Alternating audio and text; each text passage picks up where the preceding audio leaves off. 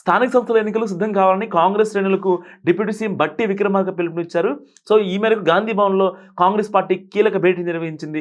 ఈ సమావేశానికి deputy CM బట్టి, టీపీసీసీ అధ్యక్షుడు మహేష్ కుమార్ గౌడ్, ఇంకా ఎమ్మెల్యేలు, ఎమ్మెల్సీలు తదితర నేతలు హాజరయ్యారు. ఈ సమావేశంలో స్థానిక సంస్థల ఎన్నికలు, కులగణన సర్వేపై నేతలకు బట్టి దిశానిర్దేశం చేశారు. ఈ సందర్భంగా ఆయన మాట్లాడుతూ ప్రజలు, పార్టీ, ప్రభుత్వానికి మధ్య గ్యాప్ ఉండదని సూచించారు. ప్రభుత్వానికి వ్యతిరేకంగా విపక్షాలు చేస్తున్న కుట్రలను ఎప్పటికప్పుడు తిప్పికొట్టాలని పార్టీ నాయకులు, కార్యకర్తలకు పిలుపునిచ్చారు.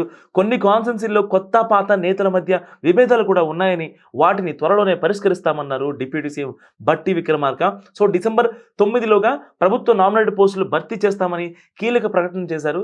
రాష్ట్రంలో కాంగ్రెస్ పార్టీ అధికారంలోకి వచ్చి ఏడాది కావస్తున్న సందర్భంగా ప్రభుత్వం నిర్వహిస్తున్న ప్రజాపాలన, ప్రజా విజయోత్సవ వేడుకల్లో కాంగ్రెస్ శ్రేణులు పెద్ద ఎత్తున పాల్గొనాలని కూడా సూచించారు బట్టి విక్రమార్క.